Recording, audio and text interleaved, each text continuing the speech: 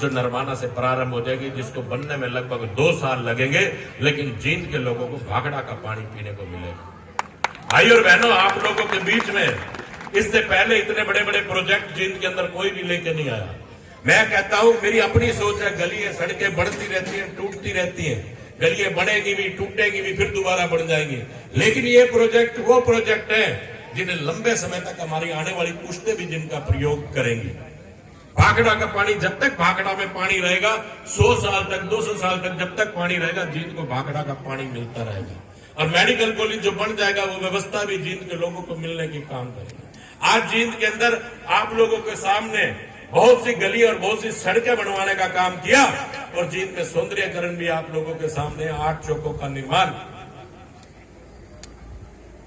8 चौकों का निर्माण भी आप लोगों के सामने, जो जींद के सौंदर्यीकरण को बनाने के लिए आप लोगों के बीच में। भाई और बहनों, मैं आपको ये बताना चाहता हूं कि आपकी कॉलोनी में भी 50 लाख रुपए के अंदाजन 50 लाख रुपए के खर्चे से एससी कंपाउंड से नगर परिषद चुनाव से पहले मैं बोल के गया था, बागड़ियों की जो ये सारी गलियां आज बनकर तैयार हो चुकी हैं, जो उनको मैं कहकर गया था, आज आप देख सकते हैं।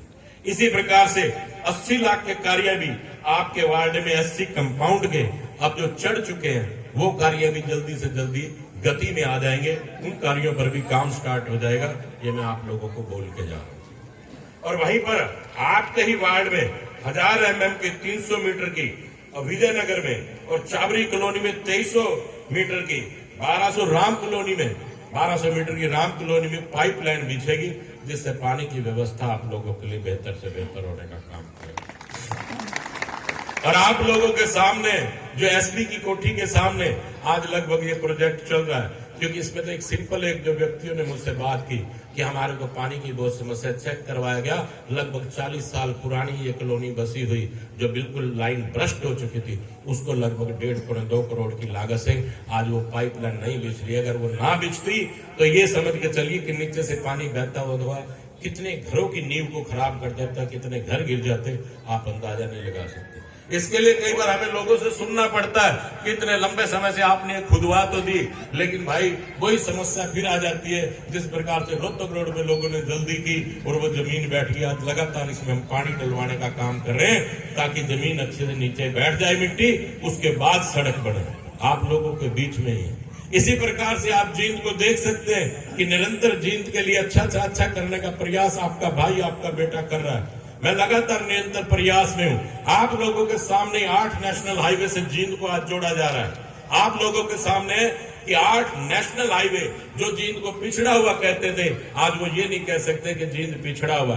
माननीय मुख्यमंत्री जी के आशीर्वाद से आज आप लोगों के सामने हमारे केंद्र के मंत्री माननीय गडकरी साहब एक बार उस पर टीवी पर बैठे थे, तो बात चल रही थी, बोले कि हरियाणा के अंदर एक स्थान है, तो किसी ने कहा जी जींद जिसे 8 नेशनल हाईवे से जोड़ा गया, हरियाणा में कोई ऐसा डिस्ट्रिक्ट नहीं है जिसको 8 नेशनल हाईवे से जोड़ा गया हो, ये बहुत बड़ी बात है। आपको अगर वैष्णो देवी जाना है तो जींद से जब ये रोड बनकर तैयार हो जाएगी, मात्र 7.5 घंटे में आप यहाँ से वैष्णो देवी पहुंच जाएंगे। इससे बड़ी बात क्या हो सकती है? 7 घंटे के अंदर अंदर आप 525 किलोमीटर तय करेंगे। वैष्णो देवी करेक्ट जींद से अगर चलते हैं तो 525 किलोमीटर के आसपास बैठता है। 7 घंटे और 7 और 7.5 घंटे की 7.5 घंटे में लगभग आप 525 किलोमीटर को तय करेंगे। बहुत बड़ी बात है, आप 2 ही दिन में दर्शन कर वापिस आ जा सकते हैं। इसी प्रकार से आपके सामने 152 डी है। आज चंडीगढ़ हमें अम्बाड़ा तक जाने में मात्र 1 घंटा 20 मिनट लगते हैं, उससे 1-1.5 घंटा में अगर चंडीगढ़ जाने, अम्बाड़ा से चंडीगढ़ पहुंचने में लगता था। सोच के देखिए, अगर आप लोग इस नेशनल हाईवे के पास से गुजरे तो आपको खुद महसूस होता होगा कि इस प्रकार से जींद भी इतने बड़े बड़े नेशनल हाईवे के पास से गुजरेगा। आप खुद ही देख सकते हैं, जब हम लोग इस हाईवे से जाते हैं, बाईपास से जाते हैं, तो आपके सामने अगर आपकी नजर हैबतपुर में बनते हुए मेडिकल कॉलेज की तरफ जाए तो आप खुद देख सकते हैं। आप ये नहीं कह सकते कि आज आप जींद के अंदर आपको लगेगा कि आज आप गुड़गांव, फरीदाबाद और दिल्ली के अंदर इतनी बड़ी बड़ी बिल्डिंग्स आपके सामने बनने को तैयार हो रही है। वही अगर आप देखिए तो आपके सामने पुराना बस स्टैंड, जिसको हटाकर नया बस स्टैंड आपके पड़ोस में लाकर पड़ोस में बनाया गया, जो पिंडारा में बना है। वही आप देखिए कमेटी का भवन, इतनी बड़ी बिल्डिंग जींद में कभी किसी ने सोची नहीं थी। जहां आज पुराना बस स्टैंड है वहां पर वो भवन आप लोगों के सामने, क्योंकि जींद की तरक्की, जींद में अगर कोई भवन बनता है, जींद में अगर कोई चीज बनती है तो आपकी और हमारी है। आपके पड़ोस में ही अर्जुन स्टेडियम में जल्दी स्विमिंग पूल का भी प्रारंभ हो जाएगा। आप लोगों के सामने जींद किस प्रकार से दिन प्रतिदिन आगे बढ़ता जा रहा है। आज आपके कोई मेहमान अगर बाहर से आता है और वो पहले आता था, आज आपको कहेगा कि आज जींद वैसा नहीं रहा। इसके लिए मेहनत लगती है, इसके लिए संघर्ष लगता है, इसके लिए आपका आशीर्वाद ने बहुत रूप से काम किया। आप लोगों के सामने आपका प्यार, आपकी दुआएं, आपके आशीर्वाद ने निरंतर हमें बढ़ाने का काम किया। सबसे ज्यादा अगर मैं कहीं ये भी कहूं कि मेरे पिताजी का, जिनका आशीर्वाद निरंतर मेरे साथ है, वो हमेशा मुझे कहते थे कि बेटा जाति पाति का किसी प्रकार का कोई नहीं होता। तू पेशे से एक डॉक्टर है, मैं भी पेशे से एक डॉक्टर, और पेशे के डॉक्टर में एक ही बात कही जाती है, इंसानियत की बात कही जाती है। कोई धर्म अगर है तो वो इंसानियत है, कोई जाति है तो वो इंसानियत है। मेरा निरंतर प्रयास है कि कोई भी व्यक्ति उस मेरे निवास स्थान पर आता है, मेरा प्रयास रहता है, मैं उसे अपना निवास स्थान नहीं कहता, मैं उसे अपनी माँ भगवती का मंदिर कहता हूँ, कि जो भी व्यक्ति मंदिर में आए और मांगे उसे माँ भगवती की कृपा से उसे पूरा हो जाए, ऐसा मैं करके चलता हूँ। जितने भी कागज मुझे काम के लिए मिलते हैं, सुबह मैं मंदिर में उन कागजों को रखता हूँ और उस माँ से प्रार्थना करता हूँ कि माँ इतना आशीर्वाद देना कि मैं जिस भी कागज को लेकर मुख्यमंत्री के सामने जाऊं, उस काम के ऊपर मुख्यमंत्री मोहर लगाने का काम करे। ऐसी प्रार्थना मंदिर में करके मैं निकलने का काम करता हूँ, क्योंकि ये सब आपका दिया हुआ है। आप लोगों का आशीर्वाद, मेरी माताओं का, मेरी बहनों का, और छोटी छोटी कन्या रूप में जो मेरी माँ के स्वरूप कन्याएं हैं, इनका आशीर्वाद मैं मान के चलता हूँ। इनका आशीर्वाद की बदौलत ही आज हम इस स्थान पर हैं। क्योंकि जो इंसान अपने घर से अपनी किसी छोटी बच्ची का या बाहर से किसी छोटी बच्ची के चरण छू के जाता, मेरा मानना है कि मेरे माँ बाप ने ये समझाया, अगर बच्चियों के पांव छू कर जाए तो आप ये मान के चलिए उसका कार्य पूरा होता है। मैं निरंतर इस बात का प्रयास करता हूँ कि कोई भी माँ के रूप में मेरी कन्या मुझे आशीर्वाद दे और हमेशा ये कहे कि भैया बेटा तेरा काम पूरा हो जाए। इसी उम्मीद के साथ मैं हमेशा घर से निकलता हूँ। आज आप लोगों के सामने है कि आज आप लोगों की कीमत कितनी, जमीन की कीमत कितनी बढ़ चुकी है, इसका सबसे बड़ा कारण यही है। जैसे हमारे देश के प्रधानमंत्री ने कहा था कि मैं आप लोगों के खाते में 15-15 लाख रुपए डालने का काम करूंगा। 15 लाख रुपए कैश तो क्या डाला जाएगा, लेकिन आज आपकी जमीनें, जिसकी कीमत, जिस जमीन की कीमत आज 100 रुपए थी, तो आज उसकी कीमत कितनी बढ़ चुकी है आपके सामने। 1500 रुपए कीमत। इतनी महंगी जमीनें होंगी, ये सब इसीलिए हुई है कि आपके यहाँ से बाईपास गुजरे, आपके यहाँ से 8 नेशनल हाईवे गुजरे, आपके यहाँ मेडिकल कॉलेज है, आपके पड़ोस में ही बस स्टैंड बन रहा है, आपके पड़ोस में ही स्टेडियम बना हुआ है, क्लब है, आपके पड़ोस में ही दिन प्रतिदिन तरक्की करता जा रहा है। अभी आपको मैं और विश्वास दिलाना चाहता हूँ, एक सज्जन ने मुझे, एक राकेश जी ने मुझे एक चिट्ठी दी कि लाइट नहीं जल रही, इसके लिए भी कहा, और मंदिर के लिए भी मुझे कहा गया। मैं मंदिर के लिए भी आपको आश्वासन दिलाना चाहता हूं, मैं आपको विश्वास दिला रहा हूं कि मेरा पूरा प्रयास रहेगा कि वो जो प्लाट खाली पड़ा है उसको जल्दी मंदिर का प्रपोजल बनाकर भेजने का काम करूंगा।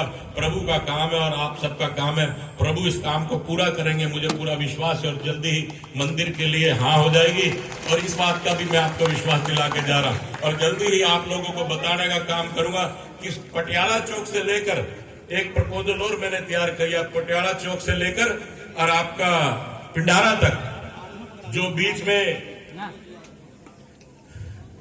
ये ब्रीफ बनी हुई है, इसके अंदर जल्दी से जल्दी फैंसी लाइटें, और ये सभी 2 रोड पर भी फैंसी लाइट, और इसको और सुंदर बनाने के लिए पूरा प्रयास किया जाएगा। इस प्रकार का भी एक प्रपोजल तैयार आप लोगों के बीच में किया।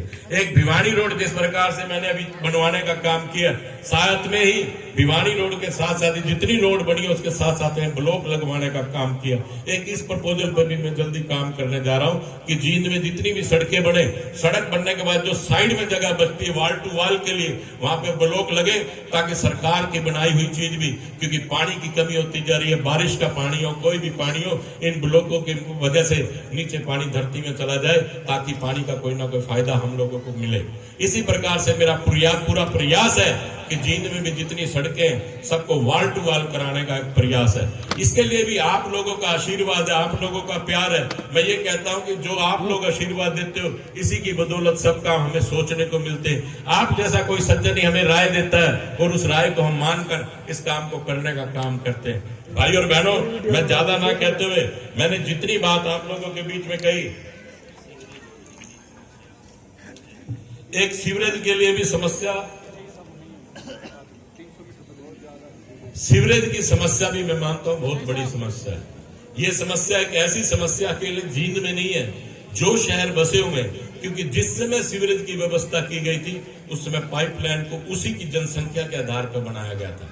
लेकिन आज जनसंख्या बढ़ गई और उसमें हमारी भी त्रुटियां हैं। हम भी अगर सीवरेज की आपको फोटो दिखाएं जो साफ होती हैं, उसमें न जाने क्या क्या सामान निकलता है, उसमें सिराने निकलते हैं, प्लास्टिक के पॉलीथीन, गोबर और बोटल्स वगैरह, दवाइयों की बोतलें, शराब की बोतलें, न जाने क्या क्या निकलता है। कहीं ना कहीं कसूरवार हम भी है। मेरा आप लोगों से भी निवेदन है कि आप भी प्रयास करिए, ये चीजें अलग से डस्टबिन में डालने का काम करें।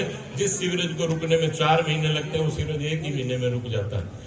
और मैं आपको विश्वास दिलाता हूं, इस सीवरेज के लिए मैंने माननीय मुख्यमंत्री जी से बात कर पब्लिक हेल्थ की उसमें इस कार्य को करने के लिए जो एक टेंडर पास करवाया था, जिसमें पूरे जींद के लिए जो मेन लाइन है इसको साफ किया जाएगा, ताकि ये छोटी जो ब्रांचेज लाइन है जो उसमें जाती है वो उसमें आसानी रहेगी। मेन लाइनों को साफ करने के लिए पूरे जींद के लगभग 3.5 करोड़ रुपए का प्रोजेक्ट तैयार किया गया है, जिसमें मशीन वगैरह जो आएंगी वो मशीन यहाँ की नहीं आएंगी, दिल्ली या बड़े बड़े शहरों से उसके टेंडर होंगे, उसमें बाकायदा कैमरा लगा होगा।